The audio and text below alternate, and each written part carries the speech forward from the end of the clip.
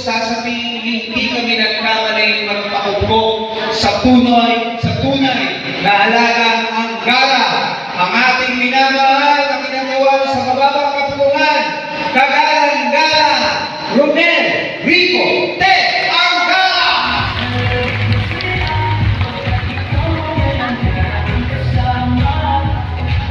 Maraming salamat, Mayor. Hello! Hi! Agad din naman salita, no? Naiinip na ba kayo? Hindi naman. Meron? Hindi ba? Meron? Oo. Magandang umaga po aking mga bayan. Ito po sa bayan ng Dingalan. Bago po ako mag-umpisa, alam po ninyo, yun. Hindi na natin.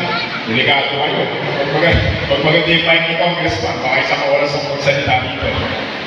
Pero bago po mag-umpisa aking mga kababayan, ay napaka-importante po para sa akin at para sa lahat at sa buong lalawigan na ang ating mga leader ay nagkakaisa upang sa gayoy ang bayan ang makikinabang at ang taong bayan ay punong-puno ng biyaya.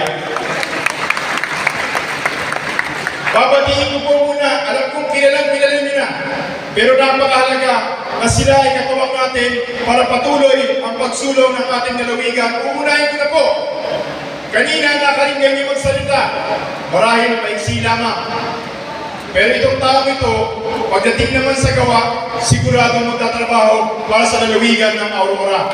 9 na taon na naging mayor ng bayan ng Dipakulaw, naging bukal ng 2 distrito, at ngayon, gobernador ng lalawigan ng Aurora, ang tawag ko sa kanya, Gobernador Reynante Galante Tolentino.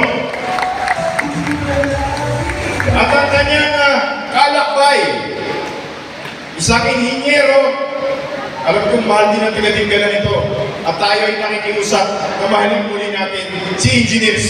Pimentel Galvan. Ang numero 1 na bukal ng nakaraang halalan, magaling mahusay, Captain J. Galvan.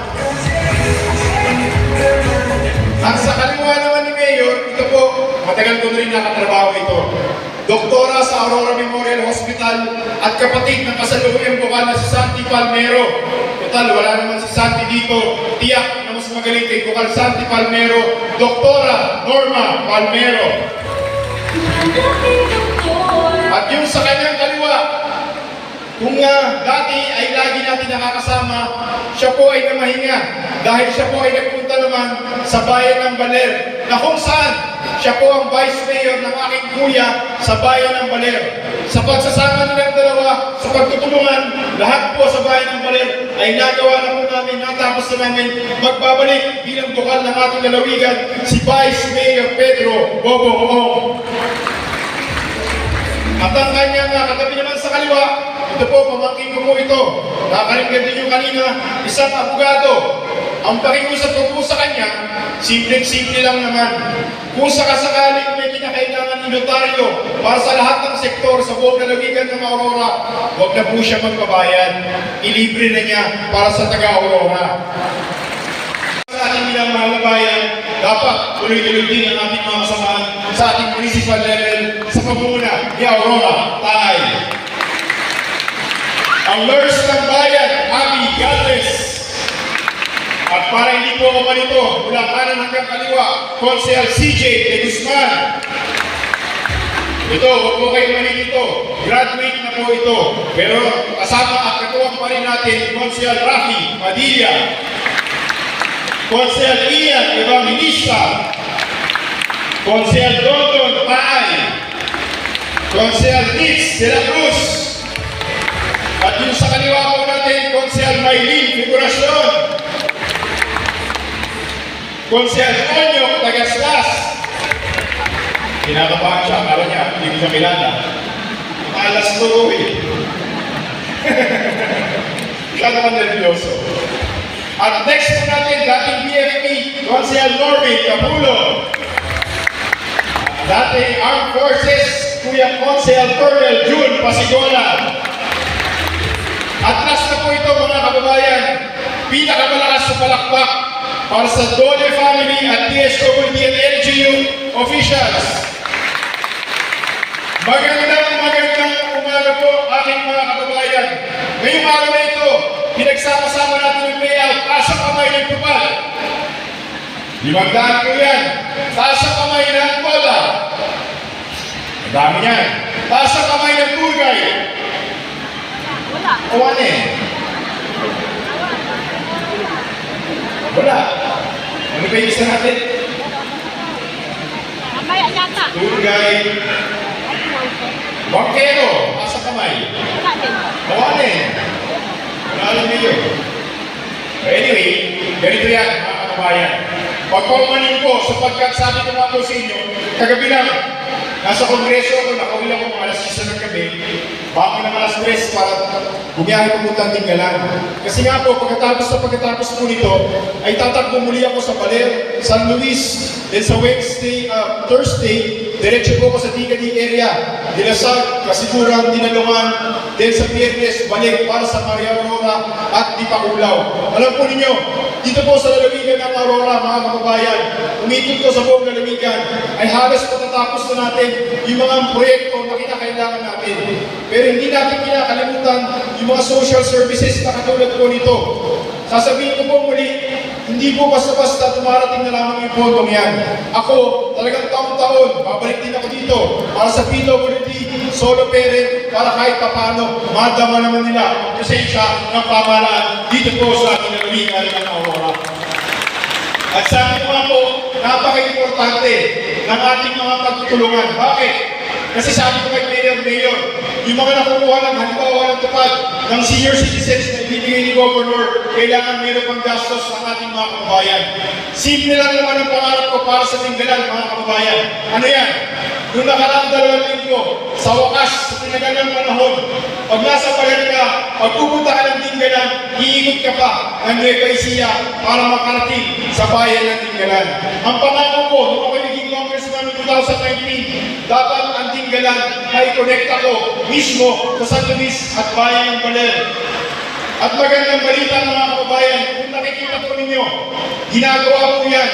Ngayon, sa Tigapinikian, hindi mo na kailangan magpangka dahil sementado na yan hanggang dulo at nakarang 2 linggo, napunduhan ko na rin ang tulay na magkoconnect sa Tinggalan at San Luis, yung ating Tigapinikian Bridge ng 160 million pesos.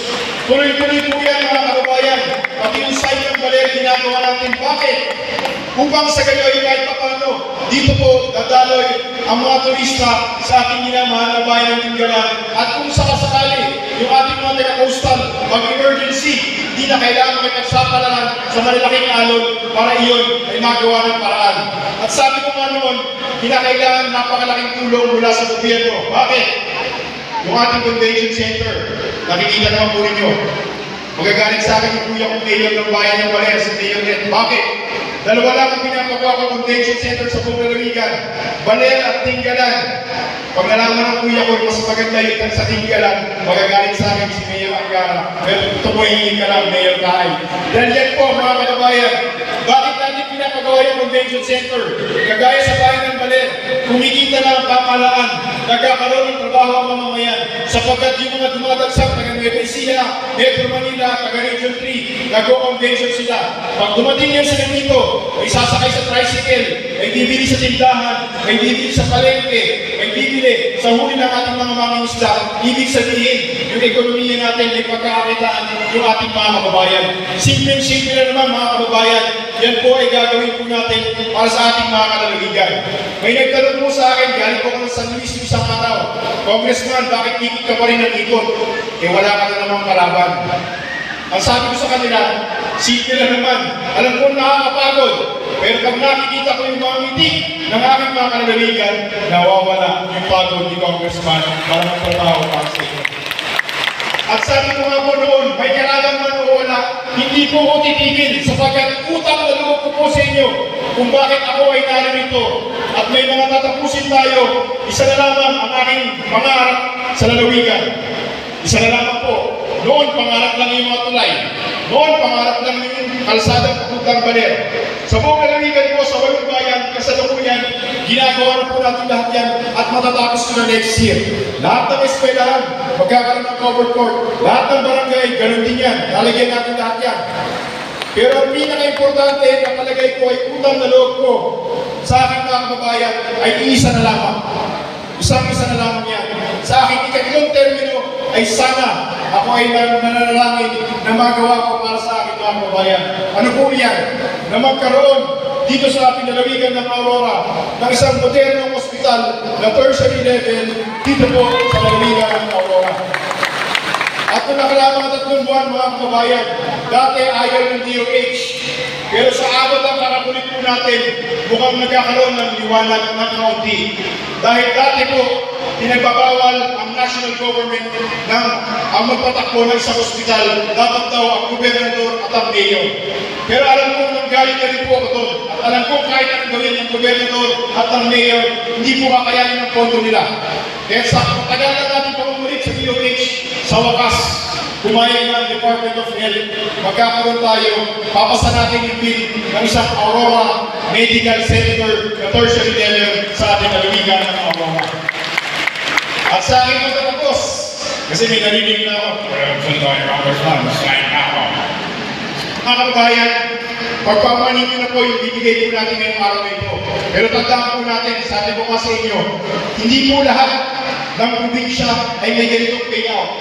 Ako lang po ata ang lahat ng sektor, lalahatin po natin yan para walang masabi ang ating mga kababayan. Buti na lamang, kagaya nga po ng Nueva Ecija at Isabela. Sa Isabela po, ang congressman sa Isabela, malaki sila, 6. Sa Nueva Ecija, ang congressman 4. Sa Aurora, isa lamang. Lagi sila nagagalit sa akin. Congressman Romel, bakit mas malaki pa ang pondo mo kaysa sa amin kahit pagsama-samahin kami? Ang sabi ko lang, simple lang. Kasi mas pogi ako sa inyo. Kaya mas malaki ang pondo. Congressman Aga. So maraming salamat po. Magandang umaga po sa ating lahat. Yes, once again,